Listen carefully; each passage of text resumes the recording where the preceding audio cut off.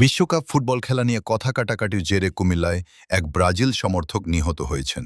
গতকাল রাতে কুমিল্লার আদর্শ সদর উপজেলার ধনপুর এলাকায় আর্জেন্টিনা ও মিশরের ম্যাচ চলাকালীন এই ঘটনাটি ঘটে। পুলিশ জানায়, ম্যাচে আর্জেন্টিনা প্রথম গোল করার পর ব্রাজিল সমর্থক শরীফুল ইসলাম উল্লাস প্রকাশ ও কটাক্ষ করেন। এ নিয়ে আর্জেন্টিনা সমর্থকদের সাথে তার বাকবিতণ্ডা শুরু হয়। এক পর্যায়ে প্রতিপক্ষের হামলায় গুরুতর আহত হন শরীফুল। আশঙ্কাজনক অবস্থায় হাসপাতালে নেওয়া হলে চিকিৎসক তাকে মৃত ঘোষণা করেন। নিহত শরীফুল ইসলাম নীলফামারী জেলার জলঢাকা উপজেলার উত্তর চেরাঙ্গা এলাকার বাসিন্দা। সে একই এলাকার মতিউর রহমানের ছেলে। কোতোয়ালি মডেল থানার ওসি জানিয়েছেন, মরদেহ ময়নাতদন্তের জন্য পাঠানো হয়েছে। লিখিত অভিযোগ পেলে আইনগত ব্যবস্থা নেওয়া হবে।